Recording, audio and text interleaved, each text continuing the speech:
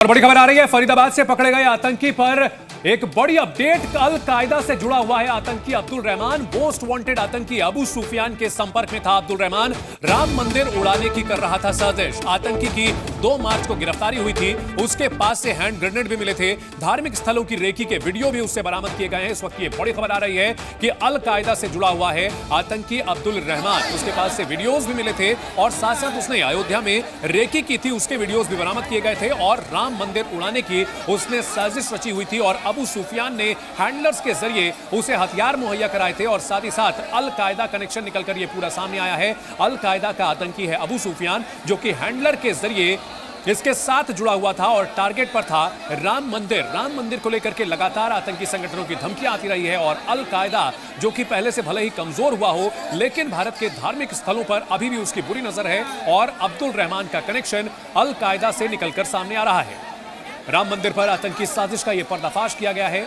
आतंकी अब्दुल रहमान को फरीदाबाद से पकड़ा गया और उसके पास से वीडियोस मिले, रेकी के वीडियोस मिले हैं, साथ ही साथ भड़काऊ साहित्य भी मिला है। इसके अलावा उसके पास से हथियार भी बरामद किए गए थे और पूरी प्लानिंग ये थी कि राम मंदिर को टारगेट किया जाए। वो आने वाले दिनों में अयोध्या वापस लौटने जा रहा था, लेकिन उससे पहले ही उसे एटीएस की टीम ने और पुलिस ने धर दबोचा। तो आतंकियों के निशाने पर राम मंदिर, जिसका बड़ा खुलासा अब्दुल रहमान की गिरफ्तारी से हुआ। और इस बड़ी खबर पर हमारे 2 सहयोगी हमारे साथ जुड़ चुके हैं। राजू राज दिल्ली से हमारे साथ जुड़ रहे हैं और प्रीति श्रीवास्तव लखनऊ से जुड़ रही हैं। राजू, अगर बात की जाए अब्दुल रहमान की, उसका कनेक्शन अल कायदा से जुड़ा हुआ होना बेहद गंभीर मामला है। क्या कुछ जानकारी है इस बारे में? देखिए, निश्चित तौर पर अब्दुल रहमान की गिरफ्तारी के बाद लगातार हरियाणा एसटीएफ और यूपी गुजरात एटीएस की टीम लगातार पूछताछ कर रही है। जो पूछताछ में खुलासा हुआ, निश्चित तौर पर एक बड़ा खुलासा है कि वो राम मंदिर का रेकी कर चुका था। उसके वीडियो मिली और अबू सुफियान के संपर्क में था। अबू सुफियान के कहने पे ही उसे हथियार, जो ग्रेनेड और डेटोनेटर उसके पास से बरामद किया गया है, वो अबू सुफियान के कहने पे उसे दिया गया था। उसने अपने बैग में रखा था और सोशल मीडिया के साइट के जरिए लगातार तमाम जगह की जो रेकी किया था उसकी बरामद की हुई है। कुछ आपत्तिजनक जो पोस्ट किए गए थे वो पुलिस को बरामद किया। इसके साथ साथ वो अल कायदा के अबू सुफियान से जुड़ा हुआ था, एक्वाइस सब कॉन्टिनेंट का था, उसके साथ जुड़ा हुआ था। इसके साथ ऐप, प्रतिबंधित ऐप के जरिए वो बात करता था अबू सुफियान से। तो ये तमाम चीजें आई है जो एक अपने आप में एक बड़ा खुलासा है। और वो रेकी कर चुका था राम मंदिर का। उसकी 4 तारीख की टिकट थी, लेकिन उससे पहले 2 मार्च को ही उसे गिरफ्तार कर लिया है। तो एक बड़ी जानकारी मिल पा रही है अब्दुल रहमान के बारे में। ठीक है प्रीति, अगर बात की जाए 19 साल का एक लड़का और एक छोटे से गांव का अयोध्या का रहने वाला लड़का, जिसका कनेक्शन अल कायदा से निकल करके सामने आता है, बेहद गंभीर मामला। इस पूरे मामले को लेकर के लखनऊ में क्या कुछ हलचल दिख रही है प्रशासनिक अमले में? लेकिन मैं आपको बता दूं कि ये अयोध्या के मिल्कीपुर का रहने वाला था और 19 साल का था। ये 4 तारीख को कहा जा रहा था कि 4 तारीख को इसको वापस अयोध्या आने के निर्देश थे। अल कायदा ने इसको निर्देश दिए थे कि 4 तारीख को ये अयोध्या पहुंचे और एक बड़ी साजिश को अंजाम देने वाला था। कहा यह जा रहा है कि अभी तक हमारे पास जो इन्फॉर्मेशन है कि एटीएस ने बताया है कि इसके पास से, इसके फोन में कई धार्मिक जो वीडियो है वो यहाँ पर मिले हैं और राम मंदिर को इसने टारगेट किया था। राम मंदिर को उड़ाने की साजिश ये रच रहा था। और साथ ही अब इस सारी जानकारी के बाद में जो लखनऊ में जो प्रशासनिक अधिकारी हैं वो यहाँ पर अलर्ट नजर आ गए हैं। कई जगह लखनऊ में यहाँ पे छापेमारी की गई है। लखनऊ समेत जो है, लखनऊ के दुबग्गा में एटीएस ने छापेमारी की थी। साथ ही आजमगढ़, मऊ, बलिया, यहाँ पर छापेमारी की गई थी और 3 संदिग्ध को एटीएस ने हिरासत में भी लिया था। उनसे भी प्रीति, क्या इनके कनेक्शन, ये जो जिन लोगों को हिरासत में लिया गया है, क्या अब्दुल रहमान से इनके कनेक्शन थे?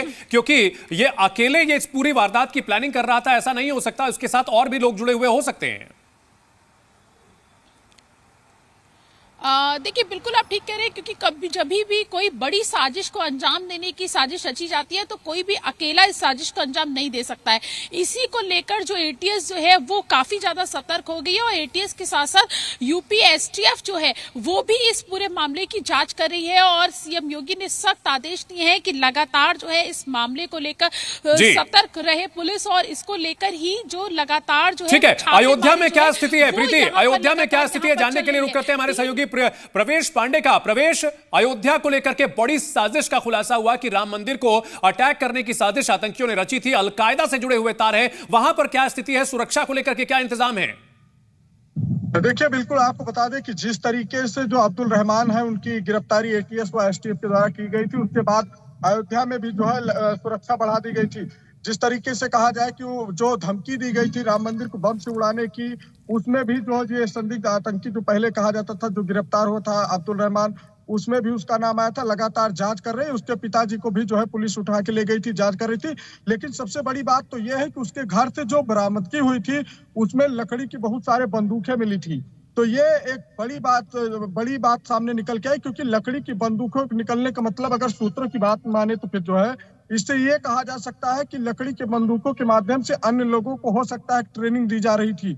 लेकिन लगातार जो जांच है वो चल रही है। इसी के साथ जो बिल्कुल, तो लकड़ी की बंदूकें उसके घर से मिली हैं और 19 साल का एक लड़का जिसके पास से हैंड ग्रेनेड मिले, अल कायदा कनेक्शन निकल करके सामने आया है, उसके पास से भड़काऊ वीडियोस मिले हैं और राम मंदिर की रेकी भी उसने की थी और कई खुलासे अब इससे जुड़े हुए उम्मीद की जा रही है कि आने वाले दिनों में सामने आएंगे और पता लगाने की कोशिश की जा रही है कि आखिरकार अब्दुल रहमान को भारत में कहां से मदद मिल रही थी, क्योंकि यह बहुत ही गंभीर मामला है। राम मंदिर को टारगेट पर लिया हुआ था और वहां की बाकायदा रेकी की गई थी। हैंड ग्रेनेड उसके पास से बरामद किए गए हैं और इस पूरे मामले में लगातार लखनऊ से लेकर दिल्ली और अलग अलग राज्यों में पड़ताल की जा रही है और उसके मददगारों की तलाश की जा रही है।